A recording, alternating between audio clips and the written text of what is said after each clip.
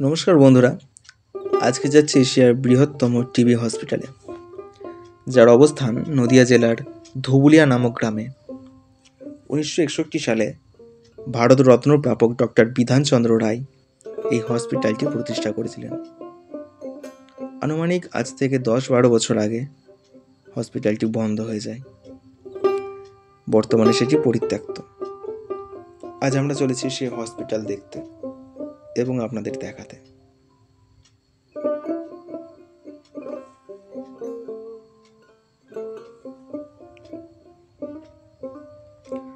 আমরা পৌঁছে গেছি হসপিটালের গেটের সামনে।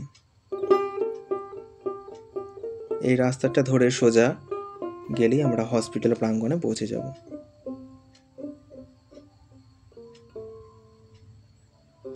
আমরা পৌঁছে গেছি হসপিটাল প্রাঙ্গণে। যেদিকেই তাকাই চারিদিকে আগাছা, ঝোপ ঝাড়, জঙ্গল। কিছুটা এগিয়ে যেতে চোখে পড়ল ডক্টর বিধানচন্দ্র রায়ের স্থাপিত একটি মূর্তি। ওনার একটি মূর্তি স্থাপন করা হয়েছে।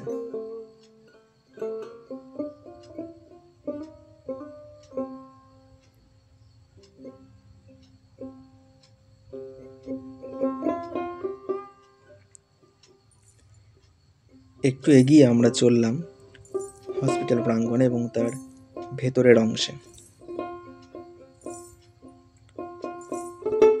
স্থানীয় লোকেদের মুখে শুনলাম এখানেই নাকি অ্যাম্বুলেন্স এসে দাঁড়াতো এবং সামনে যে কোয়ার্টার আপনারা দেখতে পাচ্ছেন ওখানেই টিকিট দেওয়া হতো এবং রোগীদের অ্যাডমিট করা হতো।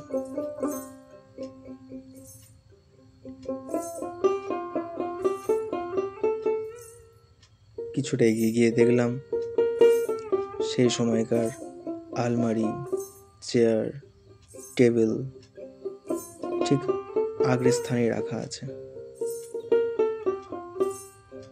বর্তমানে এখন হসপিটালের যেদিকেই চোখ যায় জঙ্গলে পরিপূর্ণ, কিন্তু একটা সময় এই হসপিটাল নাকি ছিল এক সুন্দরভাবে সাজানো। সেই সময় তৎকালীন সময়ে এশিয়ার বৃহত্তম হসপিটাল ছিল এটি, যেটা এশিয়ার বৃহত্তম টিবি হসপিটালের খেতাব পেয়েছিল।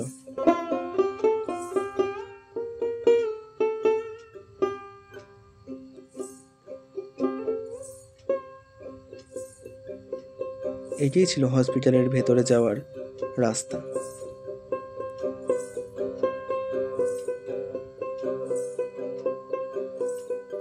চারিদিকে ঝোপ ঝাড়, আগাছা, জঙ্গল, সাপ বাদুড়ের আস্তানা। আমরা কিভাবে এই হসপিটালের মধ্যে প্রবেশ করব বুঝে উঠতে পারছিলাম না, কারণ এতটাই জঙ্গলে পরিপূর্ণ যে আমরা রাস্তা খুঁজে পাচ্ছিলাম না। অবশেষে একটি ভাঙা জানলা দিয়ে আমরা হসপিটালে প্রবেশ করলাম। হসপিটালের ভেতরে যেতেই গাটা ছমছম করে উঠল।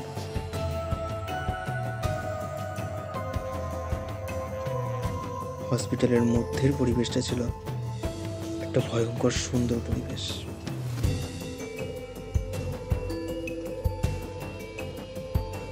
স্থানীয় লোকেদের মুখে অনেক অলৌকিক কথা কিন্তু শোনা যায় এই হসপিটাল সম্বন্ধে।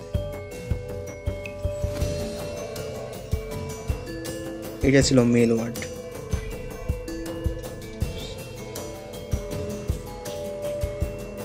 রুমগুলোর অবস্থা ছিল খুবই খারাপ। আর এটা হচ্ছে ডায়েট চার্ট।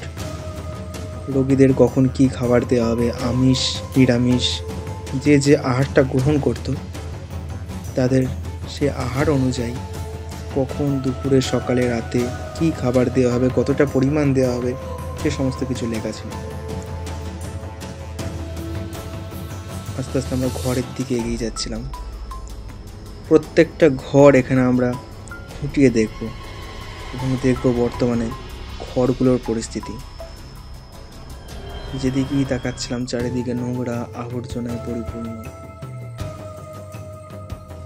সেই সময়কার রোগীদের বেড, তুলো, কম্বল, কাঁথা চারিদিকে পড়ে আছে অগোছালোভাবে। কোনো একটা নোংরা পচা গন্ধ হসপিটালের চারিদিকে ছড়িয়ে পড়েছে। চারিদিকে সাপ, বাদর, চামচিকের আস্তানা।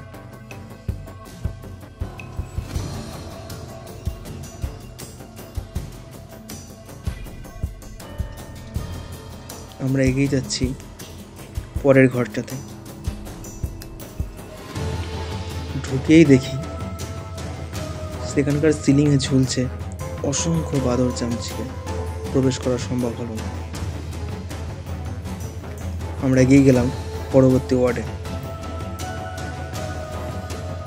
এই মেল ওয়ার্ডগুলোতে প্রত্যেকটা ঘরেই কিন্তু কাঁথা, কম্বল, বেড, মেডিসিন এবং একটা অদ্ভুত পচা গন্ধ।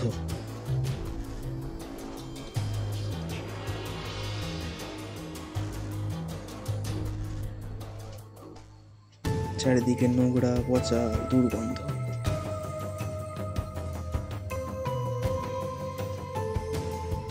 স্থানীয়রা কিন্তু ভয়ে এই হসপিটালে প্রবেশ করা তো দূরের কথা, এর প্রাঙ্গণে পর্যন্ত ঢুকতে ভয় পায়। লোকমুখে নানান কথা কিন্তু এই হসপিটাল সম্বন্ধে ছড়িয়ে ছিটিয়ে আছে। জানি না কত গল্প সত্যি, কত গল্প মিথ্যা, কিন্তু বিভিন্ন রকমের গল্প কিন্তু তারা বলে থাকে। যেমন হসপিটালে বিভিন্ন রকমের লোকের, বা বলা যেতে পারে যে একাধিক লোকের চলাফেরার আওয়াজ, তাদের কান্না, এবং কখনো হসপিটালের লাইট জ্বলতে দেখা। এই সমস্ত কথাগুলো কতটা সত্যি, কতটা মিথ্যে, সেই তর্কের বিতর্কে আমরা গেলাম না, এবং সেই তর্ক বিতর্ক না করাটাই ভালো। আমরা একের পর একটা ঘরে প্রবেশ করছি এবং প্রত্যেকটা ঘরের খুঁটিনাটি আপনাদেরকে দেখাচ্ছি।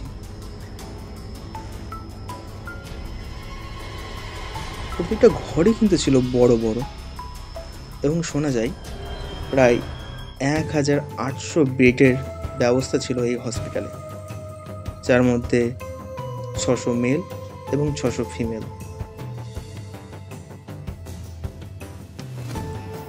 বাঁদিকে যে প্রাঙ্গণটা আপনারা দেখতে পাচ্ছেন, এটা হসপিটালের সামনের প্রাঙ্গণ, যেটা বর্তমানে ঝোপঝাড়ে আচ্ছাদন হয়ে আছে। এই আচ্ছাদিত ঝোপঝাড়ের পিছনে ছিল এক অতীব সুন্দর কাহিনী। জানা যায় এই সমস্ত যে প্রাঙ্গণটা আপনারা এখন দেখছেন, এই প্রাঙ্গণে ছিল সুন্দর পার্ক এবং সুন্দর সুন্দর গাছে সাজানো ছিল এই প্রাঙ্গণ, যা বর্তমানে এই অবস্থায় রয়েছে।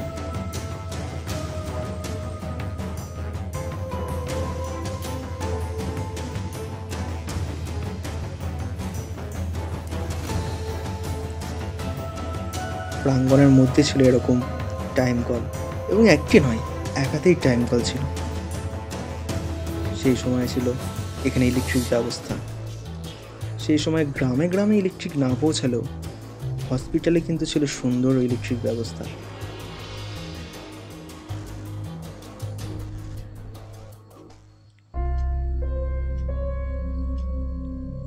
এটা হলো ফিমেল ওয়ার্ড। এখানে আমরা অনেক কিছু দেখতে পেয়েছি। সেই সময়কার মেডিসিন, বেড, বিছানাপত্র, আর অনেক কিছু। ওই দূরে একটা বেড পড়ে আছে।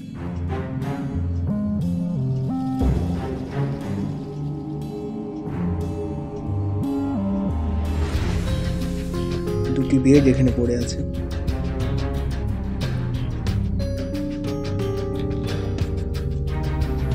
বেড কভারগুলো এইভাবে ছড়িয়ে ছিটিয়ে আছে মেডিসিন।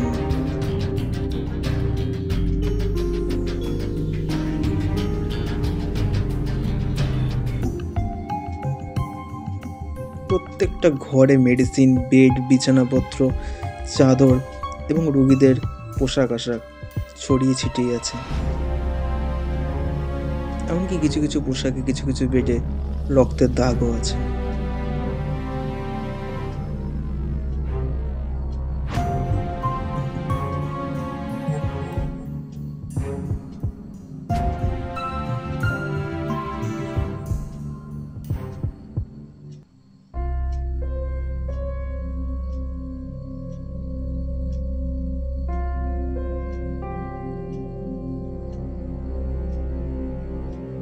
বন্ধুরা, সত্যি বলতে গাটা কিন্তু ভারী হয়ে উঠেছিল আমাদের।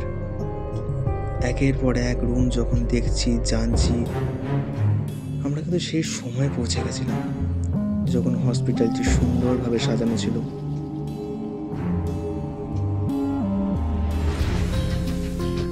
খুব খারাপ লাগছিল দেখে। এগুলো হচ্ছে স্টাফ ওয়ার্ড। স্টাফেরা এই সমস্ত রুমগুলোতে থাকতো। তৎকালীন সময় যে স্টাফেরা এই রুমে থাকতো, বংশ পরম্পরায় তারা কিন্তু আজও কিছু কিছু স্টাফের বংশ বা তাদের পরিবার স্বজনরা আজও এই সমস্ত রুমগুলোতে বাস করছে।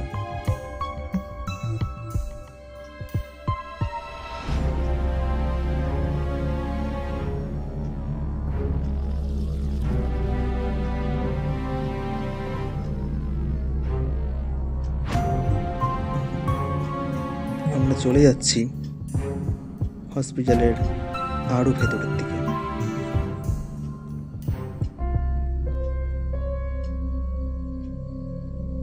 তৎকালীন সময়ে এই হসপিটালে জল পরিষেবা সরবরাহ করার জন্য একটি জল ট্যাঙ্ক ছিল, যা ভাবনারও অতীত। সেই সময় মানুষ কিন্তু পাতকুয়োর মধ্যে থেকে তখনও বেরোতে পারেনি, কিন্তু হসপিটালে জল ট্যাঙ্ক, জল পরিষেবা, বিদ্যুৎ, তার সুপরিব্যবস্থা আছে। শুনতে পেলাম এটা নাকি কবরস্থান।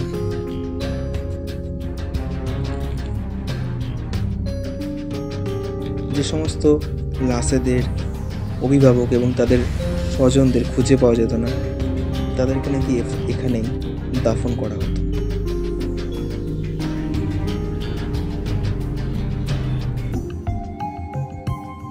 এখন চারিদিক জঙ্গল আগাছায় পরিপূর্ণ হয়ে আছে। এখানেই ছিল দুটো পুকুর, সেখানে এখন জল নেই, গর্ত আছে। এখানে নাকি লাশেদেরকে স্নান করানো হতো।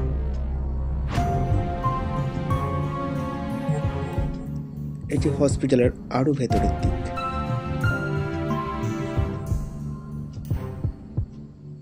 বলতে বলতে আমরা চলে এসেছি হসপিটালের পিছনের দিকটায়। আর এই দুটি ঘর হলো মর্গ। তো বন্ধুরা, জানাবেন কেমন লাগলো ভিডিওটি। জানি অনেক ভুল ত্রুটি হয়েছে, সবটা হয়তো গুছিয়ে বলা হয়নি, তবুও জানাবেন কেমন লাগলো। নমস্কার।